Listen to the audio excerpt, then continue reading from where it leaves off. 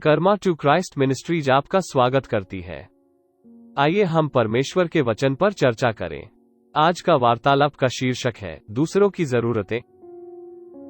आज के बाइबल छंद हैं 1 कुरिन्थियों 13वां अध्याय छंद 3। और यदि मैं अपनी संपूर्ण संपत्ति कंगालों को खिला दूं या अपनी देह जलाने के लिए दे दूं और प्रेम न रखूं तो मुझे कुछ भी लाभ नहीं। तथा 1 यूहन्ना 3 अध्याय छंद 17। पर जिस किसी के पास संसार की संपत्ति हो और वो अपने भाई को कंगाल देखकर उस पर तरस न खाना चाहे तो उसमें परमेश्वर का प्रेम क्यों कर बना रह सकता है। तथा प्रेरितों के काम 10वां अध्याय छंद 4। उसने उसे ध्यान से देखा और डर कर कहा, हे प्रभु क्या है। उसने उससे कहा, तेरी प्रार्थनाएं और तेरे दान स्मरण के लिए परमेश्वर के सामने पहुंचे हैं। लोगों का मानना कि जो जितना अधिक देता है उतना ही अधिक करुणा और प्रेम दूसरों के लिए होता है। उनका मानना कि आपके दान के कारण जितनी अधिक इमारतों या सड़कों के नाम आपके नाम पर रखा गया उतना ही आपने मानवता की परवाह और योगदान दिया। लेकिन परमेश्वर की मूल्य प्रणाली में वह दिल और सच्चे प्यार को देखता है जो हमारे जीवन में हर क्रिया या उपलब्धि के पीछे जाता है।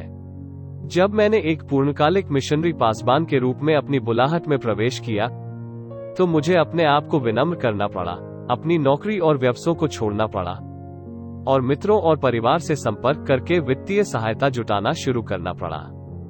सिंधी भारतीय समुदाय के एक धनी परिवार से आने वाले मुझे इस स्थिति में देखना उनके लिए चौंकाने वाली थी।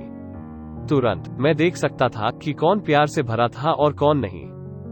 जिन लोगों ने बिना एक शब्द कहे और समय समय पर जो कुछ भी कर सकते हैं भेज रहे हैं, वास्तव में दिखा रहे थे कि वे मेरी परवाह करते हैं और बिना शर्त प्यार करते हैं। अन्य लोगों ने मुझसे बात की, मेरा अपमान किया और मेरा उपहास किया और फिर एक मुश्त भेंट भेज दी।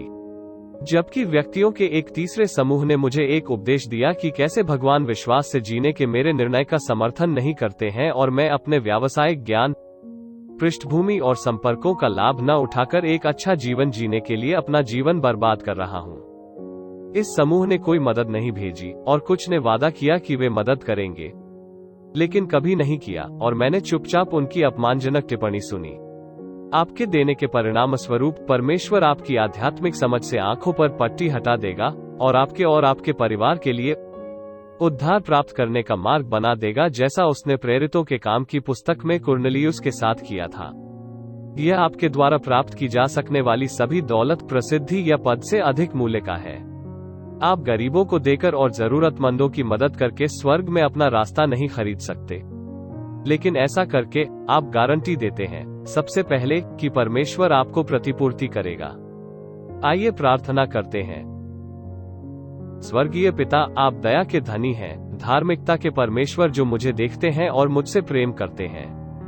हर उस व्यक्ति के लिए धन्यवाद जिसने आपके बच्चों को उपहार या सेवा देकर आर्थिक रूप से मदद की है। मैं जानता हूं कि तुम उन पर कृपा दृष्टि रखते हो और उनका देना व्यर्थ नहीं है। मेरी प्रार्थना है कि आज उनकी समृद्धि के लिए हर बंद दरवाजे खोल दिए जाएंगे, धोखे और नुकसान के हर दरवाजे बंद हो जाएंगे। वो अच्छे और मददगार लोग आपके ईश्वरीय उद्देश्य को प्राप्त करने में मदद करने के लिए उठ खड़े होंगे। जहां दूसरों को अस्वीकार कर दिया गया है उन्हें स्वीकार किया जाएगा, जहां केवल सहन किया जाएगा उन्हें मनाया जाएगा, और इससे पहले कि वे पूछें उन्हें वह प्राप्त होगा जो उन्होंने चाहा है।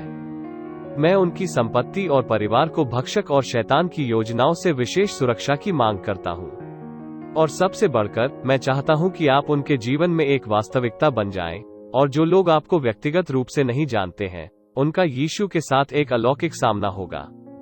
मैं चाहता हूं कि उनके आसपास के सभी लोग अपने जीवन में वृद्धि, स्वास्थ्य, धन और स्थिति दोनों में आपके नाम की महिमा करने के लिए देखें। हम यीशु के पराक्रमी नाम में मांगते हैं, आमीन।